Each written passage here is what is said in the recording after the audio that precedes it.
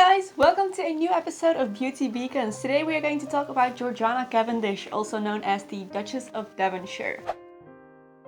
Georgiana became the Duchess of Devonshire when she married at age 17, and she was the Duchess of Devonshire in the second half of the 18th century. Now, she was famous for her political campaigning, mostly. She was very involved with politics and spent a lot of time promoting her favorite candidates. She is also known for being extremely beautiful, and she was definitely a fashion icon. She spent loads of money on fashion. She was very into, looking on trend and looking fashionable, and she bought loads of clothing, and she also had a little bit of a gambling habit. So in fact, after she passed away, it was made clear that she had an enormous debt that her husband was left with.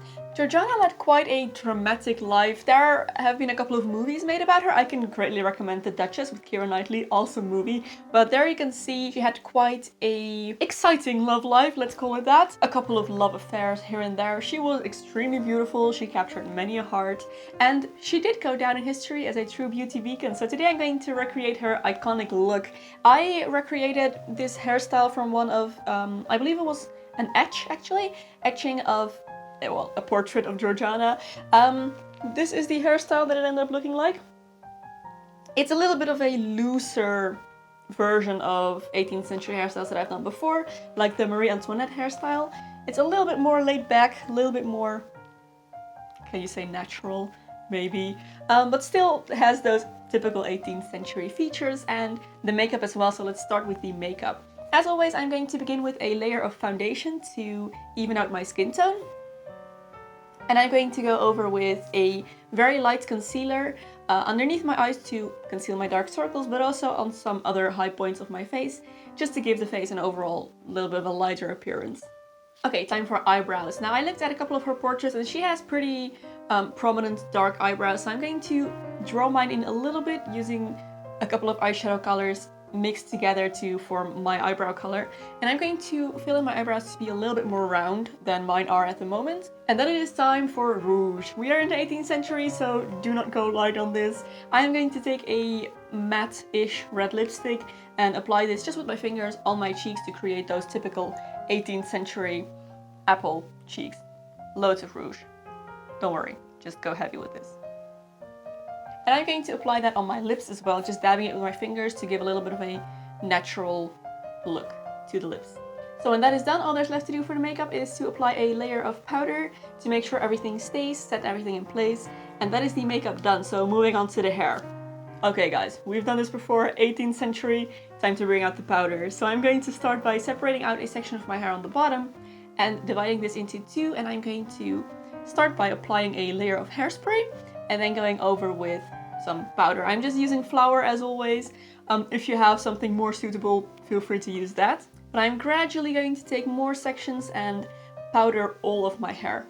When everything is powdered, I'm going to separate out a section in front of my hair and keep this separate to kind of go over the front later. That's for later. I'm going to clip this underneath my chin for now to keep it out of the way. And all of this hair that I have in the back now, I'm going to tease into the heavens. Just make this as high as it will go. So I'm just going to take a section of hair and tease it until I've teased the complete length and it just stands straight up. And then I'm going to take the next section, which is right behind that, and do the same thing. And I'm going to do this all over until I reach the bottom of my hair. And I'm just going to leave a very thin strip there as well of hair that I can use to cover up this big tangled mess. So when I have teased all of my hair, I am going to kind of try and start molding that shape that I like, and I'm looking at this etching of her that I have to kind of determine where I want the highest point to be, and I'm just going to pin it down there. And then I'm going to take a curling iron with a kind of medium to larger sized barrel and curl all of the rest of my hair that is still down at this point. And then this is the hair that I'm going to use to cover up this big poof that I have now. So I'm going to start in the back and kind of slightly backcomb this a little bit just for that little bit of extra volume, and then just swoop it backwards and pin it down to that highest point that I've just pinned all the rest of my hair to as well. And then I'm slowly moving my way forward, taking pieces from more and more towards the front of my face, pinning them up again to that highest point, and kind of making that shape that I want, that shape that I saw in her picture, and just kind of making sure everything on top is smooth.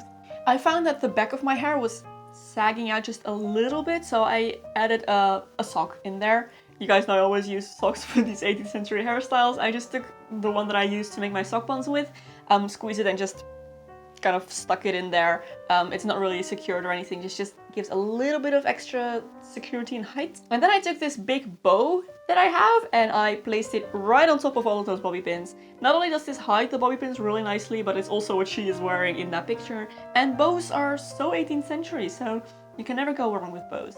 Okay, so then it's time to make these little curls that I have on the bottom here. For those, I'm going to use extensions. Like they did in the 18th century, these were always hair pieces, so I'm not worried about using extensions here. So I'm going to take a strip and just pin this to my head. I'm going to just stick it in there and pin it down somewhere. So this hair I'm going to powder as well. So start with a layer of hairspray, go over with a layer of flour or whatever powder it is you're using. And then I'm going to curl this again with that curling iron.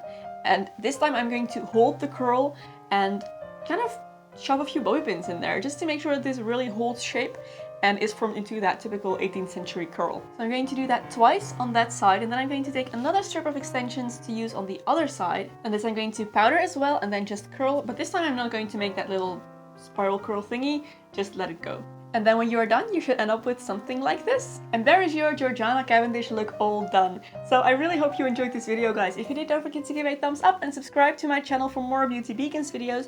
If you have any requests for historical beauty icons that you would like me to recreate the looks of, leave them in the comments below and I will look through and pick someone out for next week.